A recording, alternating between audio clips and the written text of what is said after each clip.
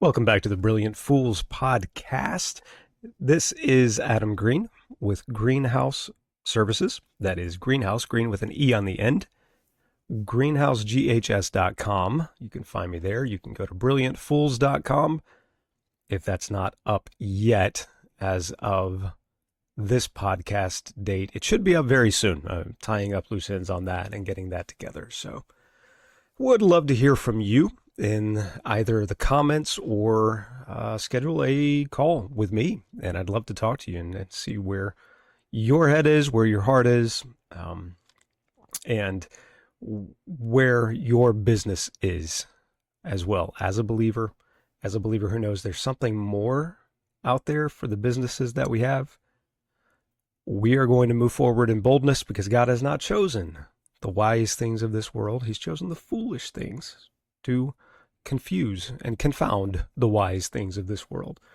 So let's be brilliant fools for him as we move forward together. And, I used to have a saying, which I guess I kind of still do with my greenhouse brand, which is more where you work one-on-one with me, but Greenhouse Services, step into the greenhouse and let's grow together, which I don't know. I like that idea too. So today, though, it is Tuesday, and this is Technical Tuesday because I love alliteration. So we're going to go over some sales and marketing basics, and it's definitely going to be basics because these are the things that I understand.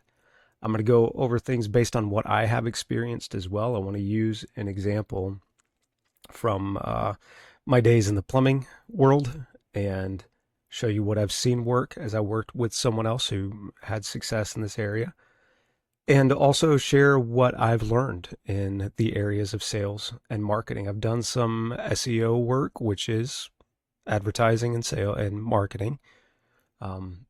There's now artificial intelligence. So SEO is search engine optimization. There's also now artificial intelligence optimization, AIO. And the really cool thing about AIO is you can go to the different artificial intelligence models, your AI models, like your ChatGPT and Gemini and Claude and et cetera, and you can ask them. You can actually take the copy of your website, put it into the artificial intelligence and say, hey, can you optimize this for AIO? Optimize this for you in a way that you will reference this more often. And then you can get something that would be really cool. So it's almost become easier than it's ever been, which when it comes to technology, it seems like if it's easier than it's ever been, then we do it less than we ever have. It's almost self-defeating. I don't know why it's self-defeating, but it seems self-defeating. So what is this concept? Advertising versus marketing versus direct marketing versus sales. Are these all just different words for the same thing? Is this all sales? Is it sales like, oh my goodness, the pushy sales guy, door-to-door salesman that you think about, and the Edgar Allan Poe salesman, Quoth the salesman, buy some more. Is it like that? Is that the idea you tend to have of sales? If it is, then I hope we can look at it differently today. I hope we can look at it in light of considering the interest of others as more important than your own. Consider others as more important than yourself, and look not only to your own interest, but consider the interest of others. And that's the giving aspect of sales. Seeing others in light of how Christ sees them, of how God sees them, and really looking at it in a way to serve. There's a general rule that I like to approach this whole area of, and that is, as I go through these different things, and we'll hit various topics, but think about how you respond. How do you respond to different types of advertising, marketing, sales, etc.? What works for you? What actually gets you to take action? Whether that's buying the product or researching the product or reaching out to someone, or what actually gets you to move in that direction? Is it because that was the first search result on Google? Is it because AI told you you need to move in a certain way when you typed it into ChatGPT? What is it? What is it that works for you? Now, that's not a hard and fast rule because you will need to take some measurements about different things. Let's talk about ads real quick, actually. Advertisements. Are they a good idea? Are they a bad idea? How should you run ads? Where should you run ads?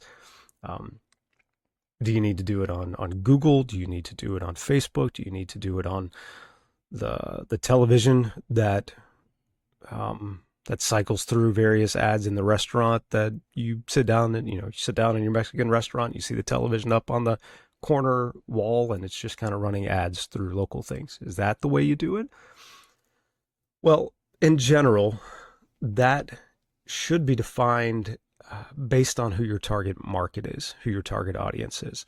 And the more targeted than in general, the better your ads will run. This is more like what's referred to as direct marketing, where you want to be targeting your ideal client profile. And it may just be a region, maybe an area. The plumber that I worked for, they used ads on those television screens. And that would be in restaurants. It could be in a car service station, where you're sitting in the lobby and then the ads kind of cycling through on the TV up there every once in a while, that sort of thing. So that was very targeted because it was very localized. So they could stay in a particular area, a particular town or county that they wanted to service. And this is what happened with the plumber. And it did well. It raised the awareness, and that kind of brought our name to mind when people needed a plumber. And that's really what the purpose of the ad was for, was make sure our name was the one that people thought of. Oh, yeah, that's right. I need to call that guy. I need a plumber. I remember that name popping up, or I saved that name in my phone, something like that. This was a little bit before Googling was as ubiquitous as it became, and it was definitely before AI. So it's something to consider in that case as well. However, even if the methodology has changed, the concept of being very targeted and very direct in your marketing has not changed. That still has shown over the years to be the best way to go about it. Whether that's been a flyer that you've gotten as a postcard in the mail over the years, or if it's something that pops up on your phone as a directed advertisement to you. The concepts of direct marketing are really to define your target, define where they are going to see your ad. Is it going to be a certain website that they frequent? Is it a publication because they're a member of this certain society that, sends out this publication or newsletter or whatever, and you can advertise in that? But where are they going to see it? And then choosing a few approaches and measuring those responses and measuring what the changes are in your sales or your website traffic or things along those lines based on the advertisements that you put out there. Those are the concepts. The businesses that I've been at, even if we didn't track those numbers really well, like we could have done better if we tracked those numbers really well. Just the fact that we did something increased the sales and had a really good effect. In my time in public accounting, I can tell you that the businesses that I saw where their sales increased, almost inevitably, like if there was a marked increase in sales year over year, I would go back and I'd look at that advertising line. Oh, okay, they spent more on advertising. There we go. And their sales went up exponentially more than the advertising did. So advertising is almost always a good idea, honestly, if you've got the system to be able to handle the influx of the calls that you'll be getting. And if you advertise in the right way, I mean, if I advertise my business in Australia, I'm probably not going to get a whole lot of traction there, but maybe I will. I don't know. But advertising the right way in the right area. If we advertised our plumbing business outside of the area that we could service, it was not going to do well for us. Okay. As far as the way I respond to ads, I have bought some stuff from ads, but it's rarely if I'm not in the market for it. So again, am I in their target market is the question. Because if I'm not, and it's just like a commercial on wherever it is, whether it's I'm watching a football game and a commercial pops up and I'm like, I don't care about that. I'm not going to buy it. I'm not in the market. So there's that to consider. Am I advertising to my target market? So what about marketing? What is different about advertising? How is that differentiated? Marketing includes not just letting people know that you have something, but how you get it to them is a lot of how do you get it to market? And when I say these things, understand that I'm telling you based on my experience and the way that I have not only heard it defined, but I've been taught it. Other people may have different definitions of these things. And if so, that's not only fine, but I would encourage you to explore those so you can get a more full picture of all of this. But as far as I'm defining it, marketing is how I get it to market. And I think of where if I had really good experiences purchasing something or really good experiences because of the service that I've received for something. That's something that we strived to do at the plumbing place that I was at. We wanted people to have a good experience, like especially if it's something that, okay, the toilet drain broke. It's not always pretty, right? I mean, often it's not pretty. But if you can have someone who can come in there and treat you like a person and smile and, brighten your day up a little bit, man, that goes a long way when you've had let's just say a crappy day, right? Quite literally, when you've had a crappy day, it can go a long way to have somebody come in there and help you out. And in order to be able to have a good experience versus a bad experience, sometimes that just depends on what the customer is thinking at the time, and it's good to get that idea from them. What did you like about this experience? What did you hate about it? If you're selling something online, that can be an easy way to just pop up a survey afterwards, an optional survey. Hey, would you be willing to tell us what you liked about this experience, what you didn't like about it? And then you should have enough people answer it to where you get a good idea, right? You can brainstorm.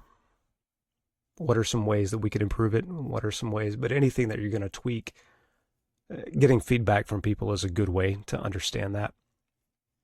I will tell you, I think there is a hack. I've been told over and over again consistently that I deal with people very well. I deal with customers and clients very well. And I handle them well, and they just enjoy talking with me. And it's really because I'm genuinely interested in them. They are people. They are made in the image of God. God loves them. That same God is inside of me and loving them as well. And that's really what it is. It's that agape love, not a frou-frou, romantic kind of thing, but that unconditional, I love you just because God loves me. God loved me first, therefore I love as well. I love him and I love others as well, right? But yeah, if I think of restaurants. Where do you enjoy the experience of a restaurant? Where do you not enjoy the experience? What's been the difference? So what is that customer service side of things? Really is a lot of it. How easy was it to get the product? How easy was it to fulfill the order? How many hoops did I have to jump through to get everything done? That's kind of the marketing aspect of it. Think of it a lot as the customer experience. And what about branding? Branding in general, I like to leave it for the big boys. Let them spend money on it. They have a whole heck of a lot of money and probably more than they really need. But in general, it just hasn't affected me that much. I mean, when's the last time you made a decision based on a logo? Like it really was a make or break for you because this person had a front door as their logo, but this person had, faucet as their logo, and therefore that's going to make or break it for me when it came to the, realtor that I chose or something like that.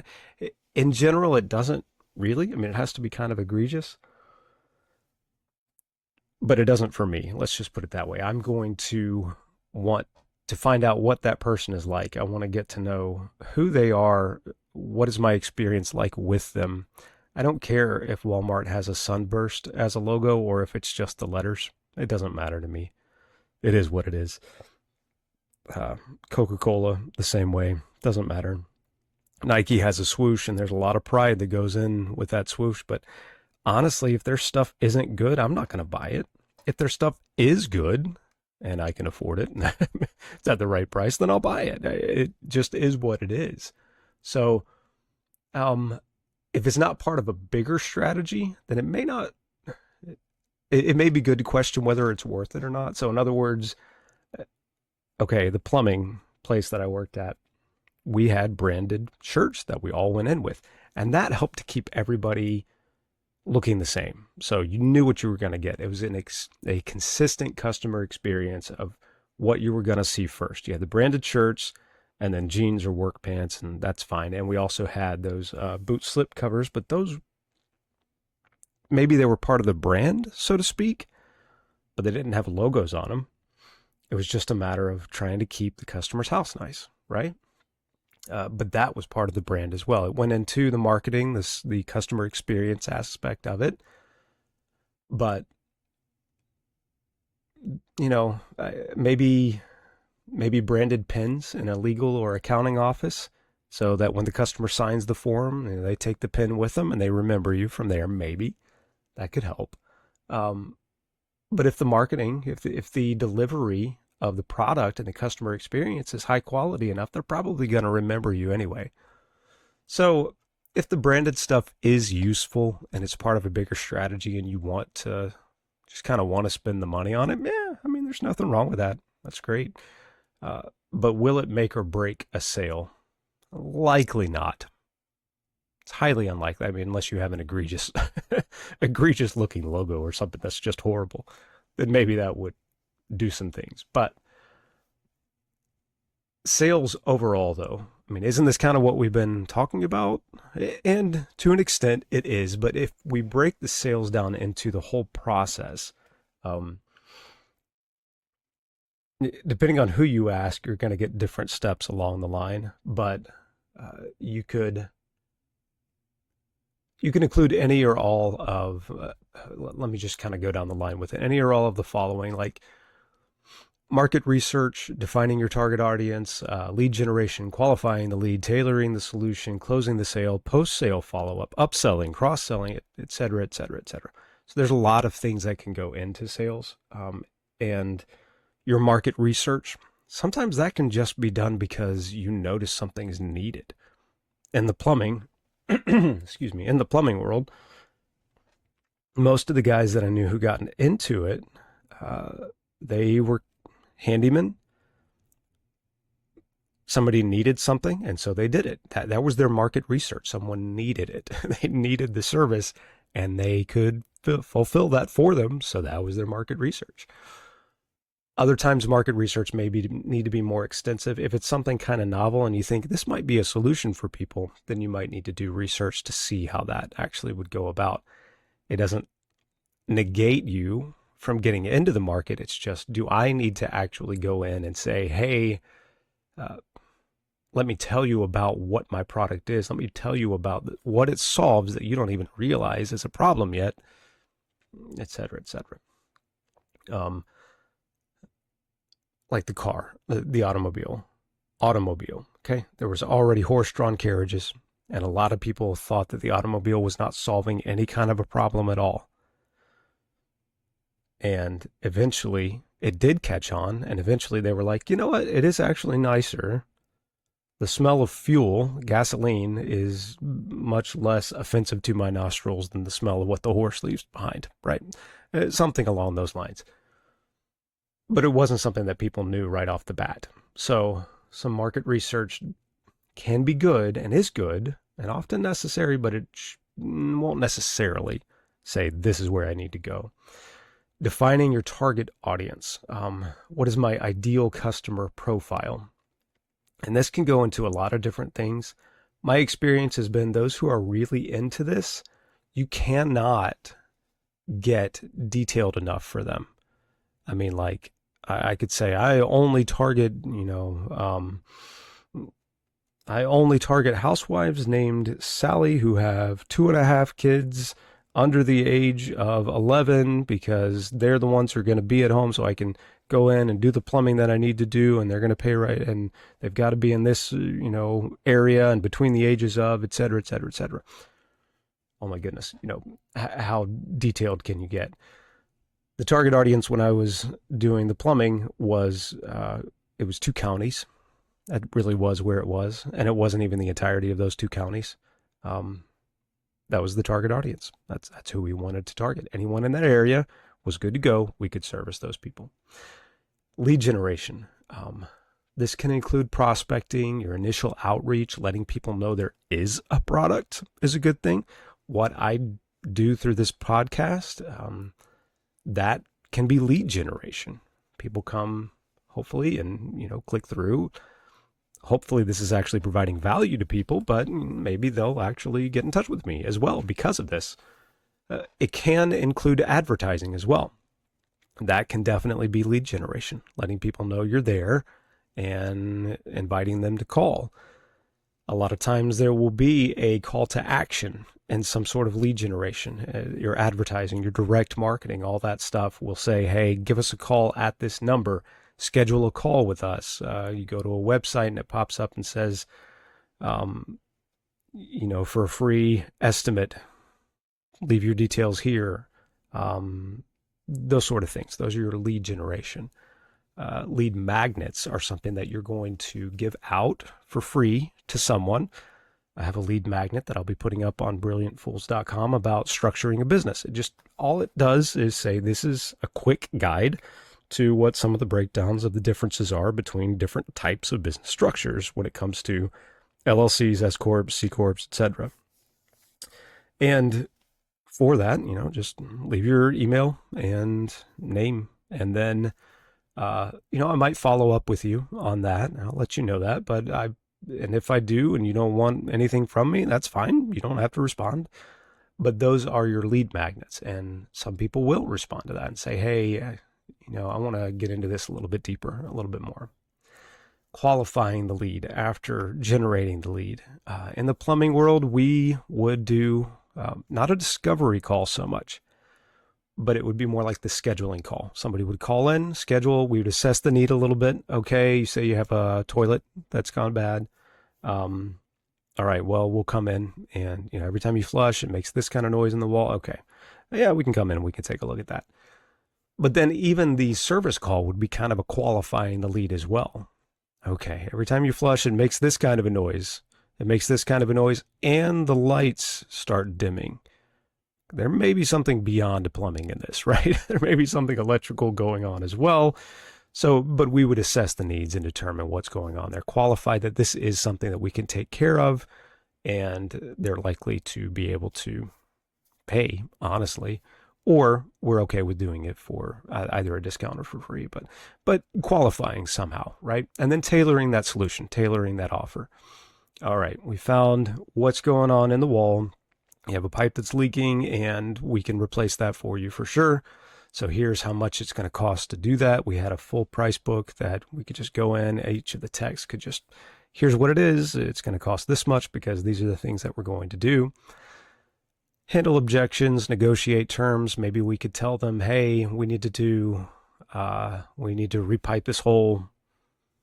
To really get it done right, we're going to have to repipe the whole bathroom. Well, I don't want to do that. I just want to repair this area. Okay, well, here's the terms, and that we could do that, but we can't guarantee the work like we could if we repipe the whole bathroom, etc. Right. Okay. And then closing the sale. So just kind of, whether it's signing a contract or an agreement or some payment collection up front, something like that, financing arrangements, just finishing out the sale, doing the work for somebody. But post-sale follow-up. So after that's done, making sure everything's right. I know of a plumber, I heard of a plumber who used to tell his people, his customers, he'd go in, he'd fix something, and he'd say, all right, now that's going to leak within a week, so give me a call when it does. And it would kind of shock them. They'd be like, what? But that was kind of his follow-up and his guarantee that if something went wrong, they would follow up with him. And he knew it wasn't gonna leak. It was tongue-in-cheek what he was saying. But that was the way that he knew to be able to follow up with them. But the post-sale follow-up, if somebody's paying for it, especially think of it on a website where you're selling goods, somebody pays for it, the post-sale follow-up is going to be the delivery of that good, right? It's going to be the delivery of the product. If I buy something on Amazon, the post-sale is me receiving it, them actually getting it to me.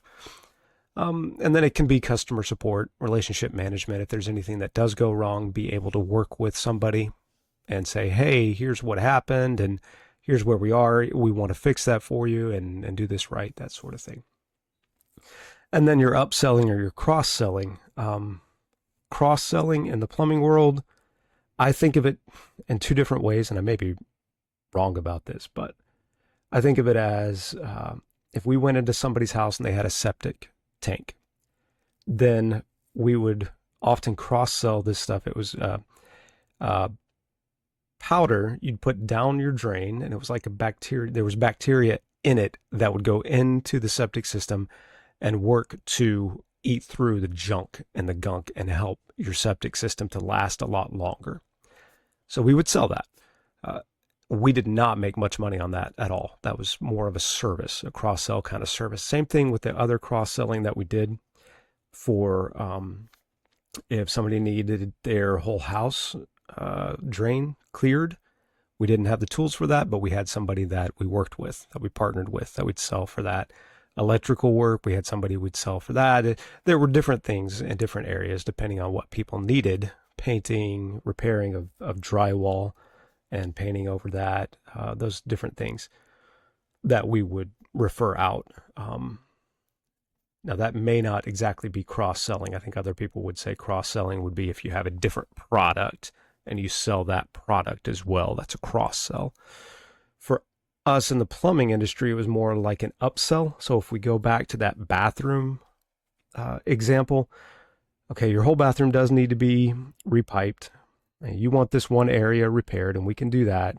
The whole bathroom does need to be repiped. Really, your whole house, just because we've seen this over and over again, it's going to leak. It's going to. And these pipes, they're old, and they're at the end of their life, and you're going to keep getting those. If you repipe it all now, you'll save the most money and won't have to keep repairing everything. And that's an upsell, but it's an upsell from a good place of actually caring about the customer and wanting them to receive a good product and quality work. So it's not just an upsell for upsell's sake. I've been part of those too. Hey, when they buy this chlorine, make sure you also sell them this thing that they don't need for their pool, that sort of thing. Yeah, I've been part of upsells that do not care about the customer at all. It's all about the bottom line. Usually it works best if you care about them, for sure. In fact, I would say that the entire sales process, the entire concept of sales and good sales and successful, lasting sales boils down to that genuine, unconditional, agape love of Christ that we have in us, that we can have for others. It allows us to be truly concerned about others, truly concerned for them, but not affected by their response and not offended if they decline, if that makes sense. But we truly care about them. The reason I want to see you repipe your whole house is because I don't want to see you have a major leak somewhere and this beautiful couch of yours end up being ruined because the pipe failed. That I've seen happen before. It's genuine care for someone. And if they say no, say, all right, we will take care of you and take care of you well with what we've got. And then if anything else happens, let us know and we'll be happy to come and help you out there too. And people notice that. They know when you're genuine. I have used sales scripts. I have used many sales scripts and try to hit key points and key words. And man, it just falls flat nearly every time when I'm trying to hit those words and hit those key points. It just falls flat. But if I find the reason why I really want someone to have it, if I can find that I really do genuinely think it would be the best thing for someone, then at that point, it changes the game entirely. And I start having so many more positive responses at that point. So that would be my encouragement to you, is really just considering others above myself and their well-being. And that's really the reason why I am doing sales in the first place. Hopefully this has been helpful. And please, by all means, interact, leave a comment, schedule a call with me. I'd love to talk with you. Thank you.